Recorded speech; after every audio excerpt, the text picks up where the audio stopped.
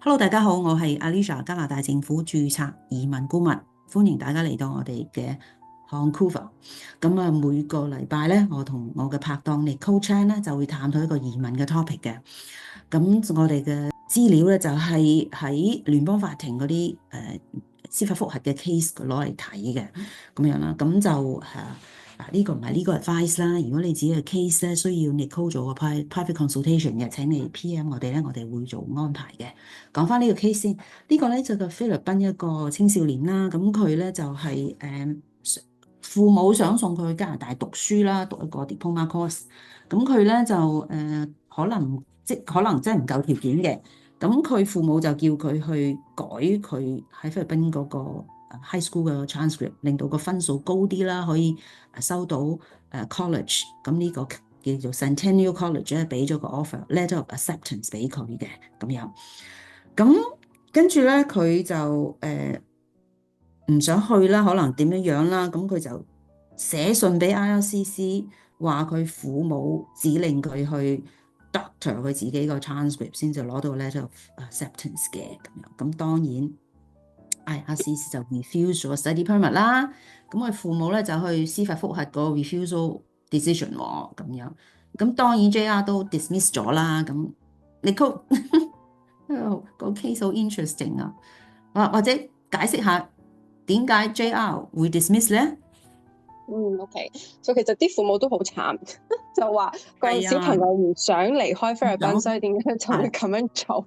係。So 第一就係個父母就話你當初 send procedural fairness letter 俾我嗰陣時咧，我唔知道原來咧我個小朋友咧係做咗咁多嘢嘅喺我背後。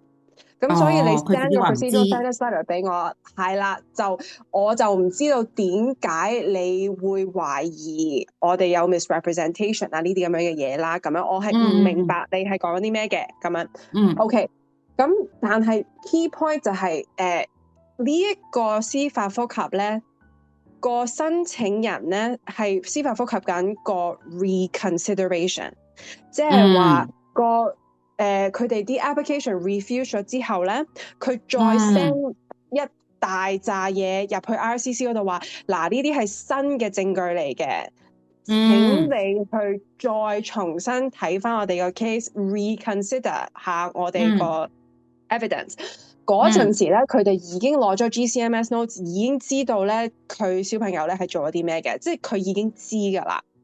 明白。咁所以個聯邦法官咧就話 OK， 因為我哋而家係 consider 你個 reconsideration 啊嘛，咁你嗰陣時咧，你已經有足夠嘅時間，同埋你已經知道點解你個 application 係 refuse 咗，所以咧就冇 procedural fairness 嘅 issue 咯，因為你係完全全部已經知啦嘛，喺嗰個時間，咁所以嗰陣時個officer 睇晒你新嘅資料，再 refuse 你咧係合理嘅咁樣。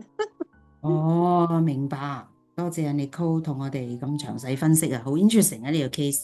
咁好啦，如果你覺得親戚朋友都想聽嘅，請你同佢哋 share 啦。如果有其他 topic 想我哋做 research 嘅，請你 comment 個留言。重申啦，就係呢個唔係呢個 advice。你覺得想 Nicole 有個 private consultation 嘅，請你 PM 我哋會去安排嘅。下次再見，拜拜。